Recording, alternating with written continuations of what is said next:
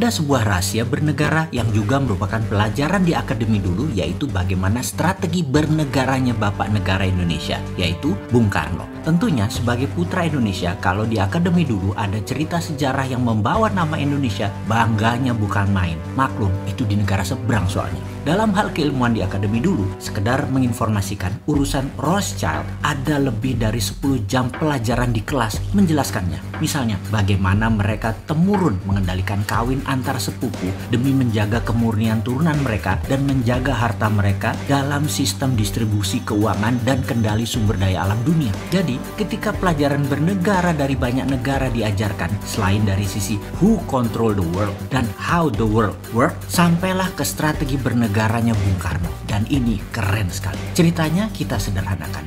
Di dalam membuat mineral 99,9%, misalnya emas, platinum, perak, itu prosesnya dari gunung, batuan atau tanah diambil, diproses tambang, dimasukkan smelter, di refining, jadilah metal murni. Metal murni dari mineral tambang. Proses membuat 1 kg emas dengan 1 ton emas ya sama saja mata rantainya. Disinilah kejeniusannya Bung Karno dimulai. Dia merasa mengapa harus menunggu mineral metal itu ada dulu baru kita manfaatkan sebagai alat jual beli metal atau alat tawar, dijadikan underlying terbitnya mata uang atau currency. Oleh Bung Karno apa yang dilakukan? Data di gunung, dihitung cost accountingnya, maka diperkirakan misalnya dengan kecepatan 10 tahun nantinya akan dapat 1000 ton emas misalnya. Maka ketimbang nunggu 1000 ton itu ada, rupiah di print saja senilai 1000 ton emas sekarang, di mana modal untuk membuat 1000 ton emas tersebut mulai dari mining proses hingga pemurnian refining katakanlah 30%-nya. Lah,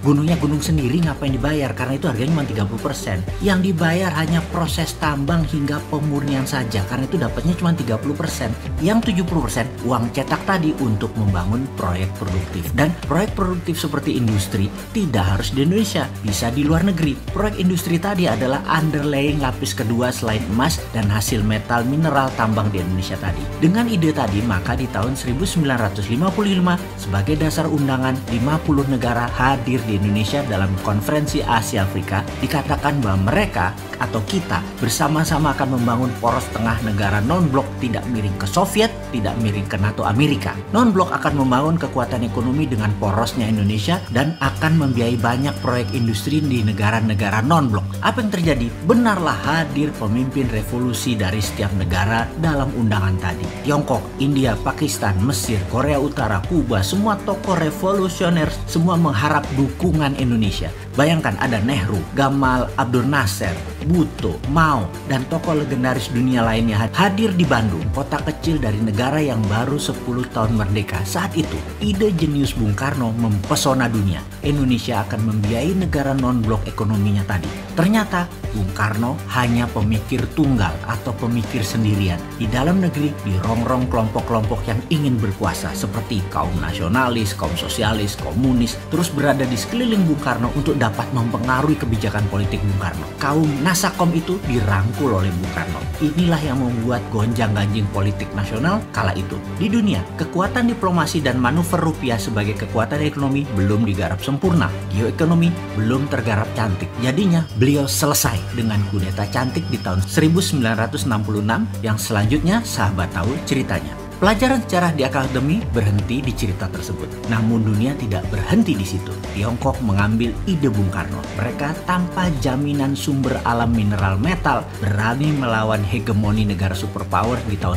90-an, di mana Amerika lagi fokus di Timur Tengah untuk mengambil energi minyak dan gas. Tiongkok printing renminbi berdasarkan industri dalam negeri. Dalam 20 tahun underlying mereka kuat dan mulailah ekspansi ke luar negeri, meminjamkan renminbi cetakan yang banyak ke negara luar dengan nama obor, One Belt, One Road. Lebih sempurna rencana Tiongkok bukan hanya meminjamkan renminbi, tetapi juga teknologi, peralatan permesinan, tenaga kerja, semua harus dari Tiongkok. Sempurna rencana mereka jauh lebih baik daripada rencana awal Bung Karno. Ide Bung Karno jenius, tapi anak cucu dan putra bangsa nggak paham akan geopolitiknya Bung Karno. Strateginya mudah dibaca waktu itu dan mudah dipatahkan karena Bung Karno sendirian. Sekarang, mengapa kita tidak sempurnakan lagi ide Bung Karno, ide Patih Gajah Mada, ide Tiongkok dengan menggunakan sumber daya alam dan rupiah. Beranikah kita melakukannya? Sekarang kita tidak boleh terjebak obor Tiongkok lagi dan permainan hutang serta bunga IMF Amerika. Kita harus bermain cantik di antara dua kekuatan. Dengan kekuatan mineral road, kita mengingatkan jangan miring ke Amerika, jangan miring ke Tiongkok. Saat ini kita miring ke salah satu sisi.